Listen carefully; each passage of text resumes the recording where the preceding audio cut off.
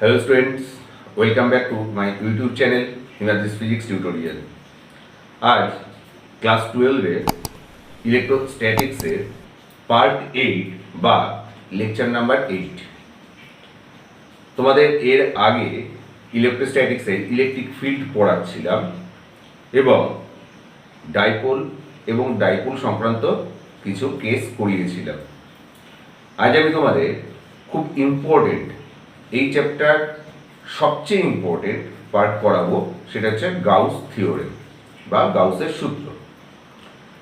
এই যে গাউসের সূত্রটা পড়ব, সেটা করবার আগে আমরা দুটো একটা জিনিস দেখে নেব, যেমন এরিয়া ভেক্টর, ইলেকট্রিক ফ্লাক্স, ঘনকোণ বা তোমার সলিড অ্যাঙ্গেল এবং তারপর গাউসের থিওরেম ও তার প্রুফ। আশা করি তোমরা সবাই খুব ভালো আছো। তো চলো তাহলে আজকের ক্লাস শুরু করা যাক। ফার্স্ট আমরা যেটা পড়াবো সেটা হচ্ছে এরিয়া ভেক্টর। দেখো, যখন কোনো এরিয়াকে আমরা ভেক্টর হিসেবে কখন একে ট্রিট করব, সেটা সবচেয়ে ইম্পর্টেন্ট। এরিয়াকে ভেক্টর হিসেবে ট্রিট করতে হলে অ্যাকচুয়ালি এলিমেন্টারি এরিয়া নেব বা মৌলিক এরিয়া।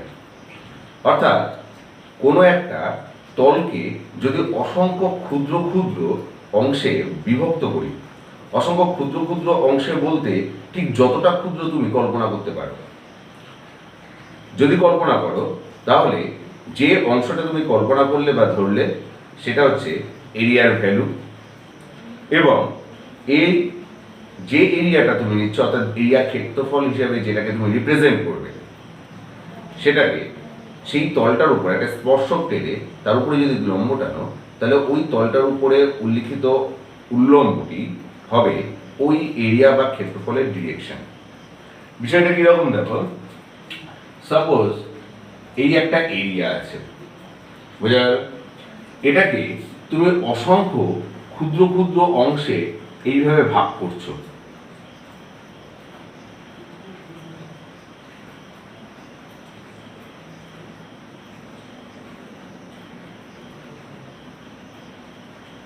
ধরে নাও এইরকম অসংখ্য ক্ষুদ্র ক্ষুদ্র অংশে তুমি ভাগ করেছো, করলে এই তলটাতে তুমি অসংখ্য এলিমেন্টারি এরিয়া পেয়েছো।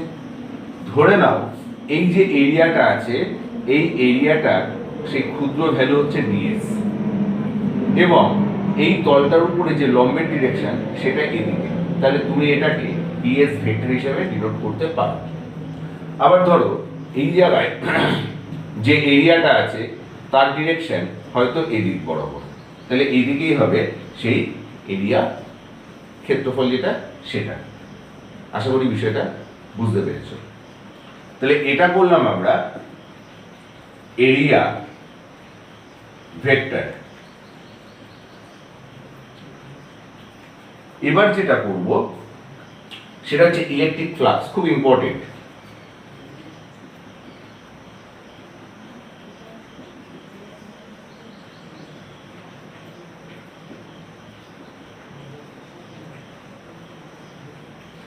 একে ফাই দিয়ে ডিনোট করা হয়।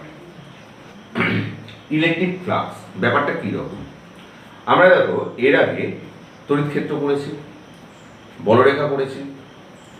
তা সেই তড়িৎ ক্ষেত্র তৈরি হওয়ার জন্য বলরেখা একটা ইম্পর্টেন্ট পার্ট। কোনো একটা তলের ভেতর থেকে যত সংখ্যক বলরেখা লম্বভাবে পাস করবে তাই হচ্ছে এরিয়া তোমার ইলেকট্রিক ফ্লাক্স। তাহলে ইলেকট্রিক ফ্লাক্স বলতে কি বুঝলাম না, number of line of force perpendicular to the plane. তাহলে যে এরিয়াটা নিয়েছো বা প্লেনটা নিয়েছো তার ভেতর থেকে লম্বভাবে পাস করতে হবে। তো লম্বভাবে পাস করার অর্থ বিষয়টা কি রকম দেখো, এর আগে আমরা পড়ে এসেছি প্রতি একক ক্ষেত্রফলে যত সংখ্যক বলরেখা তার ভেতর থেকে পাস করে তার পরিমাণই হচ্ছে তড়িৎ ক্ষেত্র প্রাবল্য বা ইলেকট্রিক ফিল্ড ইন্টেন্সিটি। তাহলে ইলেকট্রিক ফিল্ড ইন্টেন্সিটি মানে পার ইউনিট এরিয়ায় number of line of force. Suppose এইরকম একটা তল আছে, ধরো সেই তলটা মধ্যে কোনো একটা ধরো আধান এখানে আছে, সেখান থেকে আমরা এই যে ক্ষেত্রফলটা আছে এই ক্ষেত্রফলটা, ক্ষুদ্র ক্ষেত্রফলটার কথা বিবেচনা করব। সাপোজ এই ক্ষেত্রফলের যে ডিরেকশন সেটা এদিক বরাবর, তাহলে এখানকার জন্য এই কিউ আধানের জন্য এর ভেতর থেকে যে প্রাবল্য পাস করছে বা এই পয়েন্টে যে তড়িৎ প্রাবল্য তৈরি হবে এই কিউ আধানের জন্য, সাপোজ এটা আর দূরত্বে, এই ক্ষেত্রফলের এখানে যে তড়িৎ ক্ষেত্র প্রাবল্য বা ফিল্ড ইন্টেন্সিটি হবে সাপোজ সেটা হচ্ছে ই। তাহলে লম্বের দিকে এর ভ্যালু কত হবে? সাপোজ এই অ্যাঙ্গেলটা থিটা। তাহলে ইলেকট্রিক ফ্লাক্স তার ভ্যালু আমি বার করতে চাইছি। দেখো এই যে ই ভেক্টরটা আছে সেই ই ভেক্টরটা আমরা কি বলেছি, প্রতি একক ক্ষেত্রফলে যে পরিমাণ বলরেখা পাস করে সেটা হচ্ছে ই। তাহলে ডিএস ক্ষেত্রফলের ভেতর থেকে যত সংখ্যক বলরেখা পাস করবে তার ভ্যালু তাহলে কত হবে? E into DS. এবার দেখো লক্ষ্য করে এই যে ই আছে সেই ই রয়েছে এদিক বরাবর, কিন্তু লম্বের ডিরেকশনটা ডিএস কোন দিকে? না এদিক বরাবর। তাহলে আমাকে ই এর মানটা এই ডিএস বরাবর নিতে হবে। ধরে নিয়েছিলাম এদের মধ্যবর্তী অ্যাঙ্গেল কত? থিটা। তাহলে দেখো ডিএস বরাবর ই এর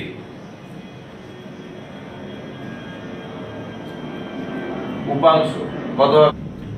আমরা জানি থিটা অ্যাঙ্গেলটা ভূমি আর অতিভুজের ভেতরে থাকে, আর ভূমি ভ্যালু ইকুয়াল টু কত হবে? অতিভুজের কস উপাংশ।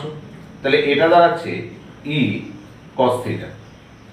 সুতরাং ফ্লাক্স বা ইলেকট্রিক ফ্লাক্স ফাই, তড়িৎ ফ্লাক্স বা electric flux phi equal to তাহলে কত দাঁড়াচ্ছে?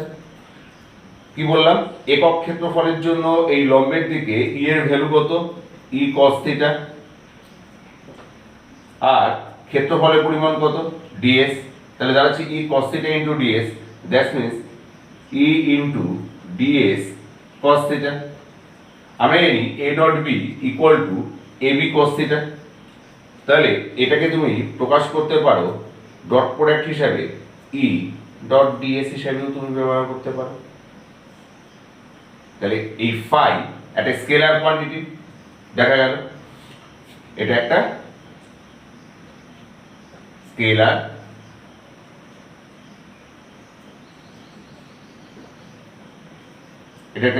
কোয়ান্টিটি। এবার যেটা করব, আশা করি ফ্লাক্স বিষয়টা তোমরা বুঝতে পারলে। যদি বুঝতে না পারো তাও আরেকবার তোমাদের সুবিধার্থে আমি তোমাদের জানাচ্ছি।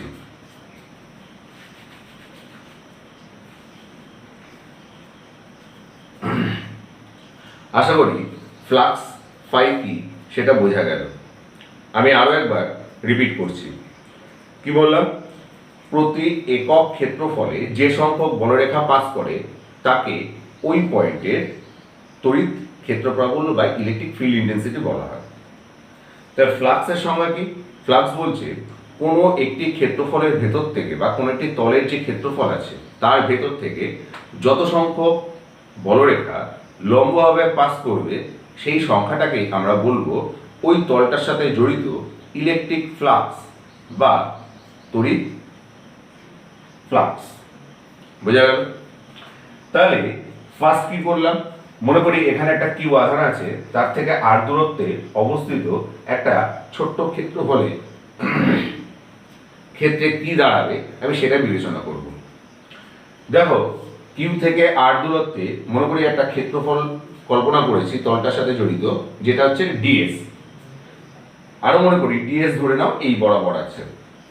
এবার আমরা এনে আর দূরত্বে কিউ আধানের জন্য এই আর দূরত্বে যে তড়িৎ প্রাবল্য বা ফিল্ড ইন্টেন্সিটি তৈরি হবে সেটা কোনটা?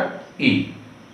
আবার ই এর সংজ্ঞা কি পড়েছি না, একক ক্ষেত্রফলে যে সংখ্যক বলরেখা যায়। তাহলে টোটাল ডিএস ক্ষেত্রফলে যত সংখ্যক বলরেখা যাবে সেটা আমরা বার করব, এবং তা সেটা কোন দিক বরাবর বার করব? না, ডিএসটা যেহেতু তলের সাথে লম্বভাবে আছে তাহলে সেই দিক বরাবর বার করব। তার জন্য কি করলাম, ই এর ডিএস বরাবর উপাংশ বার করলাম। এই অ্যাঙ্গেলটা যদি থিটা হয় তাহলে এই ভ্যালুটা কত হবে? E into cos theta. তাহলে flux phi is equal to কত দাঁড়াচ্ছে? এই লম্ব বরাবর একক ক্ষেত্রফলে যত সংখ্যক বলরেখা আছে তার মান, অর্থাৎ ই কস থিটা ইন্টু ডিএস। তাহলে দুটোর গুণ করলে আমরা পাচ্ছি ই ডিএস কস থিটা এবং আমরা জানি এ ডট বি মানে A B cos theta dot product করেছি, তাহলে এটা দাঁড়াচ্ছে flux phi is equal to E dot DS. এবার ফ্লাক্সের একক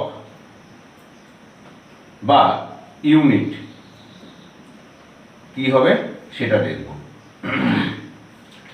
দেখো ই আর ডিএস এই দুটোর গুণফল আছে। ই এর ইউনিট কি? ই এর ইউনিট হচ্ছে একক ক্ষেত্র একক আধানের উপরে প্রযুক্ত বলই হচ্ছে ই, তাহলে ফোর্স পার ইউনিট চার্জ, তার মানে কত? নিউটন পার কুলম। এটা ছিল ই এর ইনটু ক্ষেত্রফল, ক্ষেত্রফল মানে কত? Metre square. তাহলে এসআই পদ্ধতিতে এ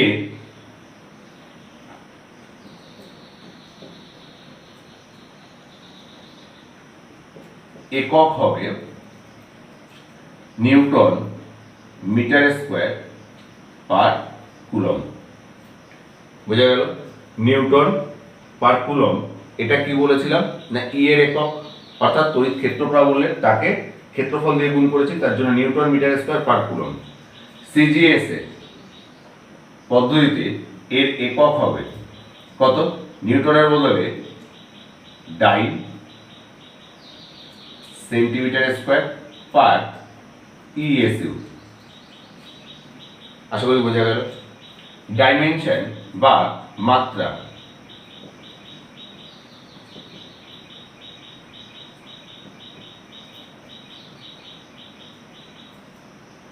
ডাইমেনশন বা মাত্রা কি হবে? দেখো ই ইন্টু ডিএস আছে, মানে ফার্স্ট অফ অল ই এর মাত্রা, আর তারপরে কি আছে? ডিএস মানে ক্ষেত্রফলের মাত্রা।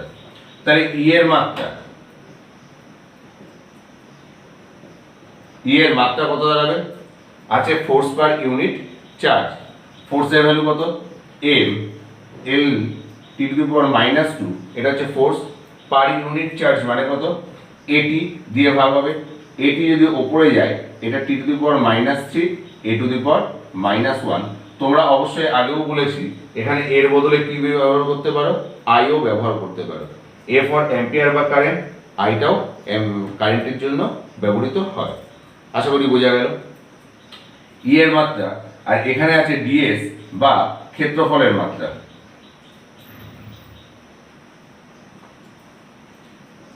আমরা জানি এল স্কয়ার। তাহলে দেখো flux,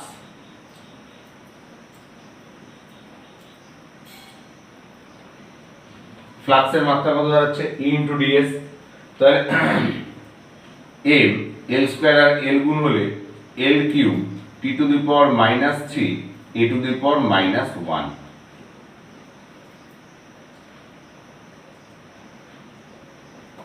M L cube T to the power -3 A to the power -1। দেখো বুঝতে পারলে কিনা? আশা করি বুঝতে পেরেছো। বুঝতে না পারলে অবশ্যই কমেন্ট সেকশনে কমেন্ট করে জানাবে। এবার পড়ব ঘনকোণ বা সলিড অ্যাঙ্গেল।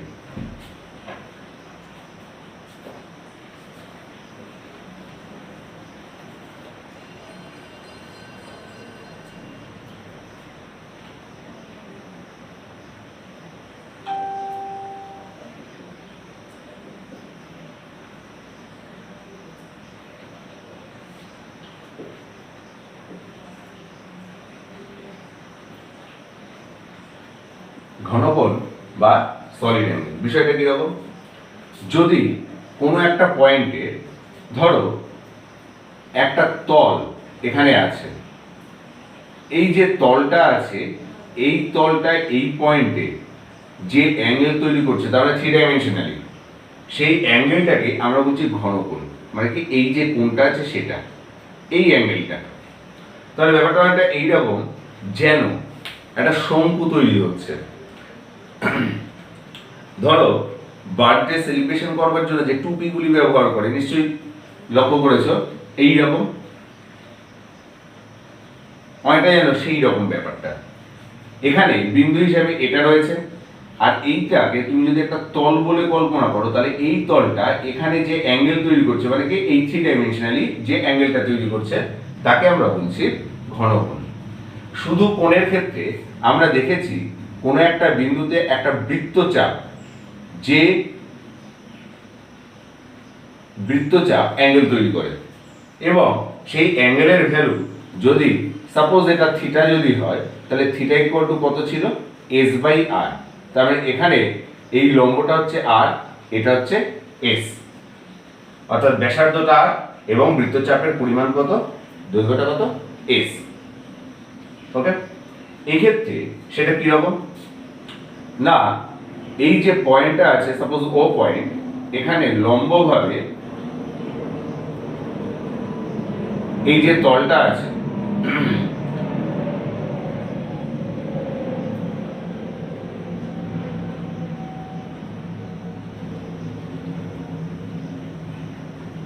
এই দৈর্ঘ্যটা যদি আর হয়, এবং এই যে তলটা আছে, যে তলটা এখানে ঘনকোণ তৈরি করছে, এই তলটা ক্ষেত্রফল যদি ডিএস বা এস যা খুশি ক্ষেত্রফল ডিএস হয়, ক্ষেত্রফল বা এরিয়া, সুতরাং ও বিন্দুতে ডিএস ক্ষেত্রফল দ্বারা তৈরি ঘনকোণ, তার ভ্যালু কত হবে, ক্ষেত্রফল ডিভাইডেড বাই আর স্কোয়ার, ক্ষেত্রফল ডিভাইডেড বাই আর স্কোয়ার। আশা করি বোঝা গেল। এবং যেহেতু এটা ক্ষেত্রফল এবং এটা আর স্কোয়ার, দুজনেরই মাত্রা সেম, ডাইমেনশন সেম, ডাইমেনশন যদি সেম হয় তাহলে এটা অবশ্যই কি হবে, ডাইমেনশন লেস কোয়ান্টিটি।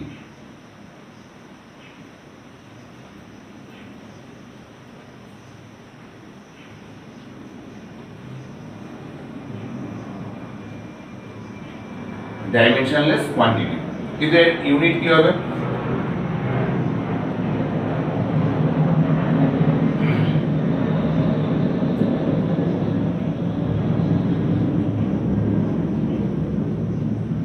কিন্তু এর ইউনিট বা একক কি হবে, একক হবে স্টে রেডিয়ান, স্টে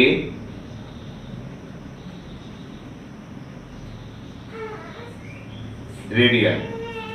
তাহলে আশা করি ঘনকোণ সংক্রান্ত বিষয়টা বুঝতে পারছো। এবার দেখো, এখানে কিন্তু আমাদের আলোচনা শেষ হয়নি ঘনকোণের। এই জায়গায় এই যে ক্ষেত্রফলটা বললাম, এই যে ও পয়েন্ট থেকে তুমি যে লম্বটা টেনেছিলে তার উপরে লম্ব যদি না হয়, তাহলে কি হবে, আমাকে লম্বের দিকে তার প্রজেকশন বা প্রক্ষেপ আমাকে নিতে হবে। সেটা কিরকম দেখো, সাপোজ এই ও পয়েন্ট, এটার তলটা হওয়ার কথা এরকম না হয়ে ধরো এই রকম রয়েছে,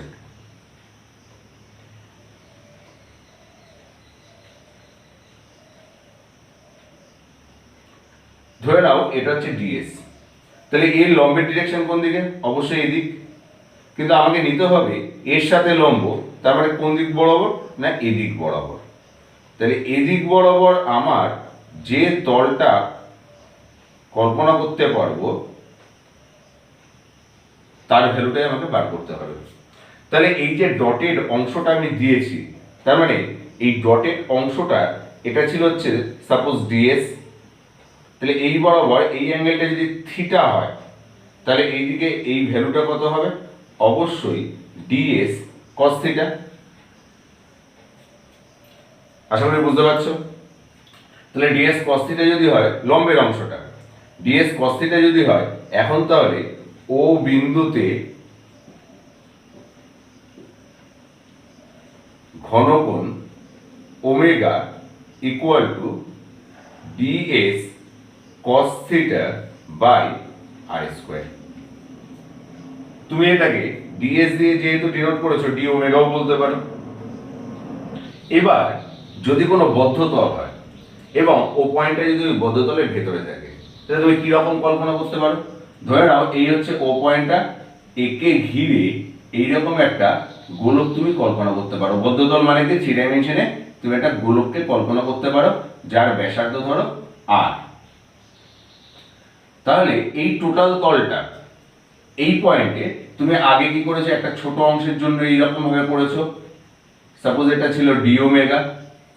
তাহলে এখন এটা কোন কিসের জন্য হয়েছে না, এই জায়গায় যে ক্ষেত্রফলটা তুমি কল্পনা করেছিলে, সাপোজ এটা ডিএস ছিল, সেই ডিএস এর জন্য এখানে ও পয়েন্টে যে সলিড অ্যাঙ্গেল তৈরি হয়েছে সেই ডি ওমেগা তুমি বার করেছো।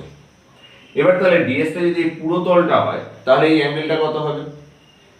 দেখো এখানে আছে কি ক্ষেত্রফল বাই আর স্কয়ার, তাহলে ডিএস এর এই টোটাল যে ভ্যালুটা সেই ক্ষেত্রফলটা কত হবে? তার মানে আমি বলতে চাইছি কত, সামেশন ওভার ডিএস বা মোট ক্ষেত্রফল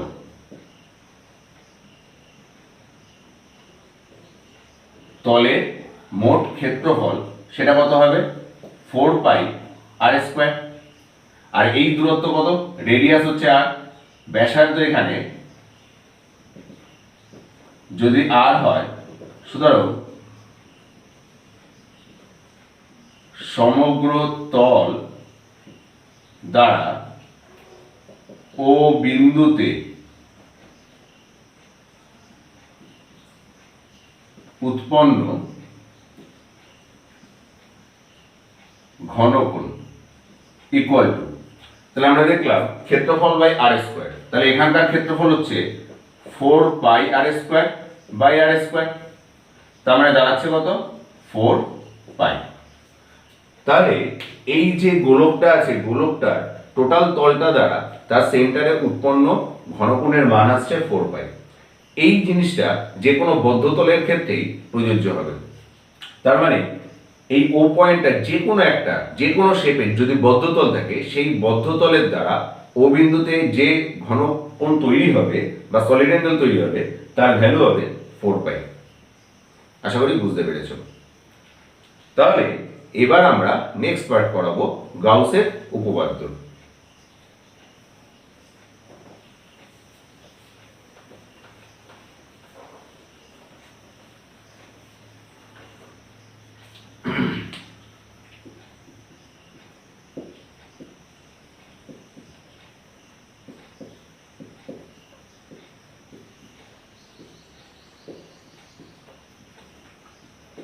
গাউসের উপপাদ্য বা গস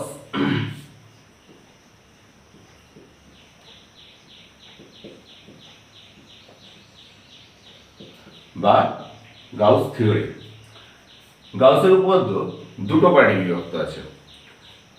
একটা হচ্ছে বদ্ধতলের ক্ষেত্রে, অর্থাৎ আধান যদি কোনো একটা তল দ্বারা আবদ্ধ থাকে, আর একটা হচ্ছে বদ্ধতলের বাইরে অবস্থিত আধানের জন্য।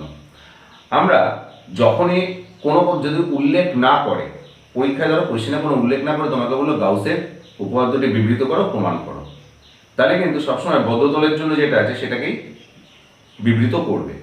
আশা করি বোঝা গেল। আর যদি উল্লেখ করে দেয় আধান যদি বদ্ধতলের বাইরে থাকে তাহলে কি হবে, বা আধান যদি কোনো একটি তলের ভেতরে কনফাইন থাকে বা আবদ্ধ থাকে তাহলে কি হবে, তাহলে তখন আমি সেই অনুযায়ী কাজ করব।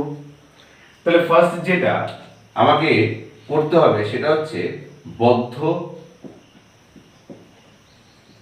তলের ক্ষেত্রে। বদ্ধ তলের ক্ষেত্রে বিষয়টা কিরকম হবে?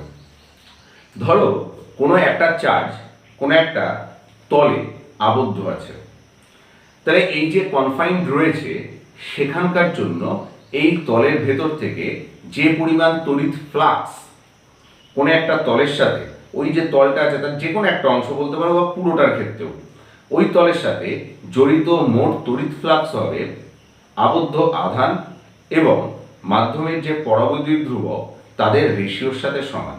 তার মানে আবদ্ধ আধান ইন্টু 1/এপসাইলন, যেখানে এপসাইলনটা কি না মাধ্যমের তড়িৎ ভেদ্যতা। যদি শূন্য মাধ্যম হয় তাহলে আমরা এই এপসাইলন 0 ব্যবহার করব, আর যদি অন্য কোনো মাধ্যম হয় তাহলে সেটা হবে শুধু এপসাইলন। অবশ্যই কিন্তু এই যে স্টেটমেন্ট আমরা করছি সেটা কিন্তু এসআই। এসআই কি বললাম? কোনো বদ্ধতলের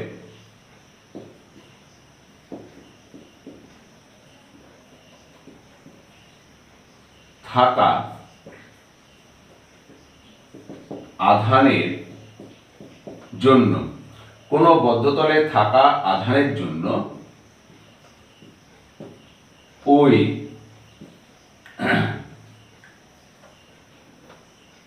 তলে জড়িত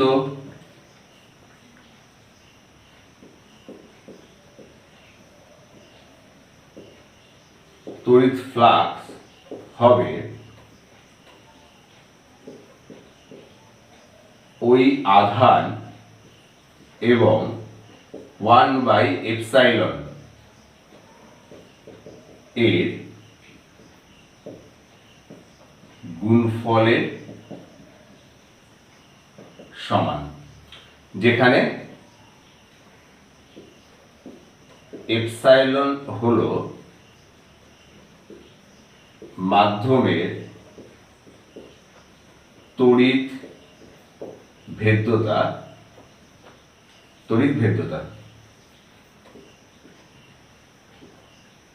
বা পারমিটিভিটি। আশা করি বোঝা গেল। তাহলে এটা ব্যাখ্যা কি বলছে, ব্যাখ্যা বা বিষয়টা যদি আমি দেখাই, তাহলে দেখো, ধরে নাও এই একটা তল আছে, এই তলের সাথে এই জায়গায় একটা আধান আছে কিউ, এই কিউ থেকে আর দূরত্বে একটা ছোট ক্ষেত্রফল আমরা কল্পনা করলাম, যে ক্ষেত্রফলটার ডিরেকশন ধরো এই বরাবর। তাহলে এই পয়েন্টে যে তড়িৎ ক্ষেত্র তৈরি হবে সেটা এই বরাবর। মনে করি এই অ্যাঙ্গেলটা হচ্ছে থিটা। যদি হয় তাহলে বলছে according to Gauss theorem flux phi equal to, আমরা জানি কি হয়, ই ডট ডিএস। এই ভ্যালুটা হবে কি হচ্ছে আবদ্ধ আধান ডিভাইডেড বাই এপসাইলন। যদি মাধ্যমটা বায়ু মাধ্যম হয় তাহলে এটা হবে এপসাইলন নট, অন্য যে কোনো মাধ্যমের জন্য এটা হবে এপসাইলন। Is it clear? দেখো, এই হচ্ছে স্টেটমেন্ট এবং তার ব্যাখ্যা।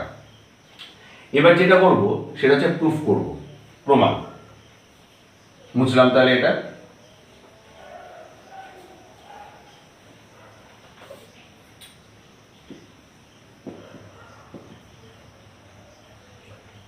বদ্ধ তলে বা আবদ্ধ আধানের জন্য, বদ্ধ তলের দ্বারা আবদ্ধ আধানের জন্য প্রমাণ। আমাদের প্রমাণ্য বিষয় কি? প্রমাণ্য বিষয় হচ্ছে ফাই, যেটা মানে হচ্ছে ই ডট ডিএস ইকুয়াল টু হচ্ছে কিউ বাই এপসাইলন। আমাকে এটা প্রুফ করতে হবে। তা আবার সেই আগের ছবিটাই আঁকি। সাপোজ এখানে আধান হচ্ছে কিউ, আর দূরত্বে ক্ষেত্রফল রয়েছে ডিএস, প্রাবল্য এদিক বরাবর, মনে করি এটা থিটা। এবার দেখো, এই যে তলটা আছে, ধরে নিই এই তলটা এখানে ও পয়েন্টে, এই ও পয়েন্টে যে সলিড অ্যাঙ্গেল তৈরি করছে, এই সলিড অ্যাঙ্গেলটা হচ্ছে ডি ওমেগা। এই ক্ষুদ্র ক্ষেত্রটি এই ও বিন্দুতে যে ক্ষুদ্র ঘনকোণ তৈরি করেছে তার মান হচ্ছে ডি ওমেগা। বোঝা গেল? এবার প্রুফ করব।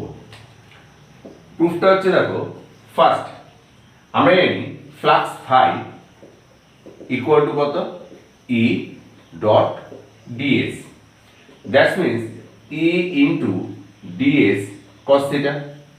বোঝা গেল? এখন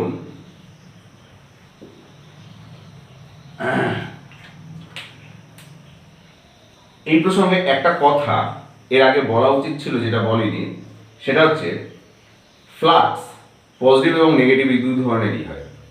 যদি দেখা যায় যে কোনো একটি তলে আউটওয়ার্ড ফ্লাক্স রয়েছে, outward flux always positive, inward flux always negative. তার মানে ফ্লাক্স যদি ভেতরের দিকে প্রবেশ করে তাহলে কোনো একটি তলে সেটা নেগেটিভ হবে, আর কোনো তল থেকে যদি ছেদ করে বাইরের দিকে যায় তাহলে সেটা হবে পজিটিভ। এখানে দেখো, এই তল থেকে ফ্লাক্স বাইরের দিকে যাচ্ছে, তাহলে এই তলের সাথে জড়িত যে ফ্লাক্স তৈরি হবে সেটা অবশ্যই পজিটিভ। তাহলে এখন ই ইকুয়াল টু, আমরা জানি 1/4πε q/r²। নাম্বার 2, তাহলে ফ্রম 1 and 2 কি পাচ্ছি, ফ্লাক্স ফাই, এটা হচ্ছে flux, flux phi is equal to E into DS cos theta আছে, তাহলে ই এর বদলে 1/4πε q/r² বসলো, আর এটা ডিএস কস থিটা। মনে করি এই ডিএস এর সাথে জড়িত যে ফ্লাক্স ফাই আছে এটাকে আমি ডি ফাই দিয়ে ডিনোট করলাম। তাহলে টোটাল ফ্লাক্স কত হবে, এই যতগুলি এরকম ডি ফাই আছে সেই ডি ফাই এর যোগফল, দ্যাটস মিন্স আমরা একে ইন্টিগ্রেট করব, ইকুয়াল টু, আবার আমরা জানি কিছুক্ষণ আগে পড়েছি DS cos theta by R square মানে কত, ডি ওমেগা, তাহলে 1/4πε কিউ ইন্টু ডি ওমেগা, যেহেতু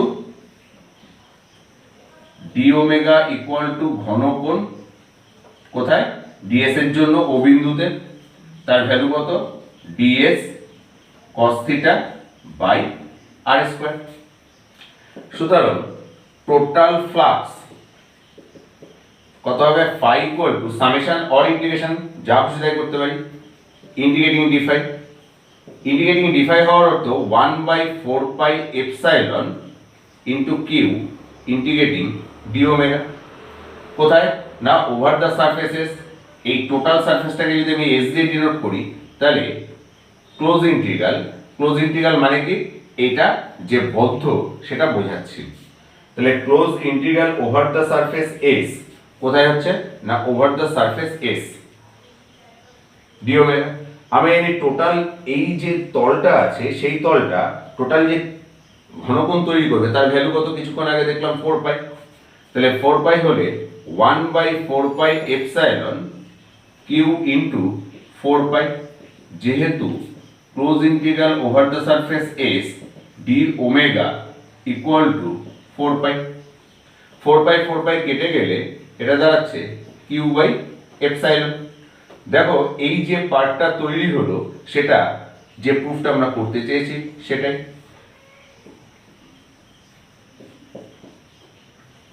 দেখো বুঝতে পারলে কিনা পুরো বিষয়টা, ক্লিয়ার? এবার যদি 2 নম্বর কেস করব, বদ্ধ তলের দ্বারা আবদ্ধ আধানের জন্য করেছিলাম, এবার আধানটি যদি বদ্ধ তলের বাইরে থাকে কি করব, কি হবে সেটা দেখব।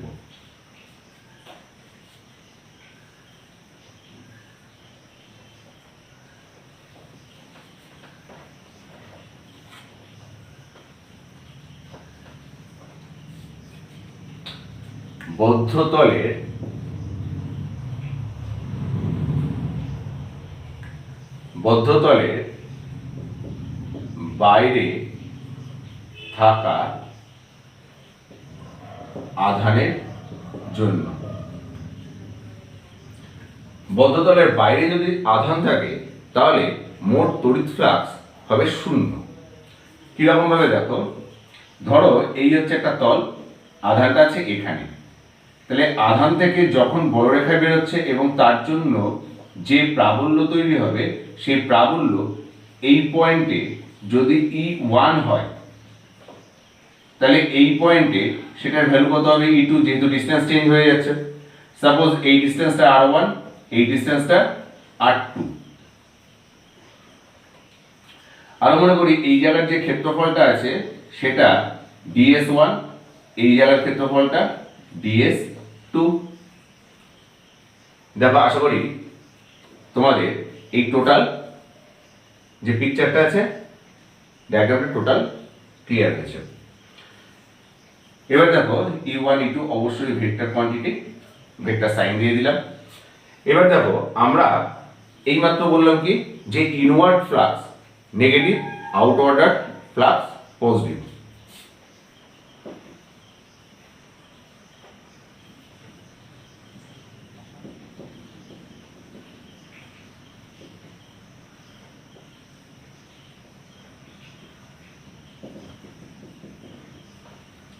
তাহলে তাই যদি হয় তাহলে এই জায়গায় ইনওয়ার্ড ফ্লাক্স নেগেটিভ হবে, এই জায়গায় হবে আউটওয়ার্ড ফ্লাক্স পজিটিভ। এর স্টেটমেন্ট কি বলছে না টোটাল flux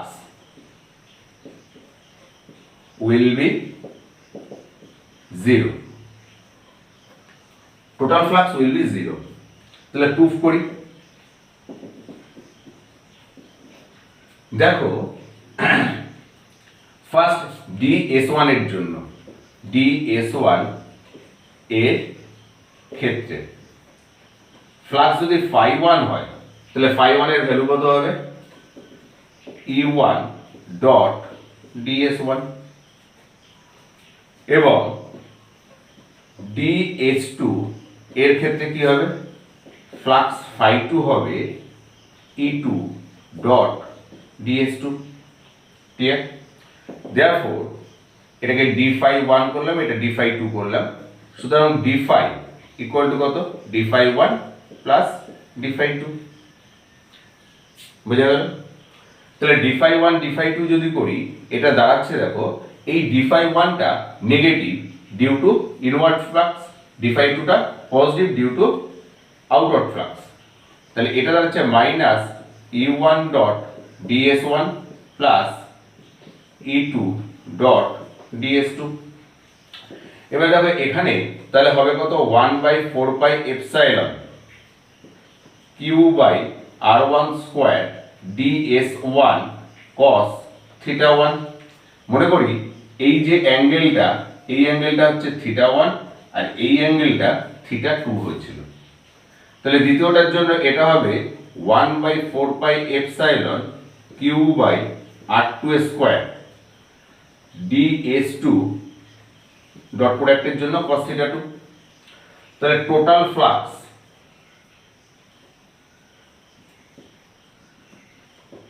যদি ফাই হয় তাহলে সিম্পলি ইন্টিগ্রেট করব।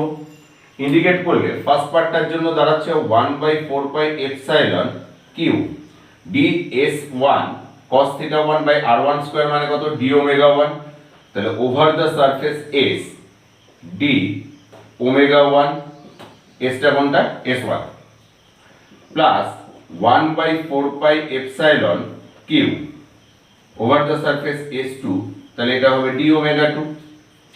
যেহেতু ঘনকোণ d ওমেগা ইকুয়াল টু হচ্ছে ds cos θ by r square হয়, তাহলে সেই অনুযায়ী d ওমেগা 1 d ওমেগা 2 দিলাম। আমরা কিছুক্ষণ আগেই দেখেছি যে over the surface s total integrate যদি করো d ওমেগা, তার ভ্যালু হয় 4 পাই।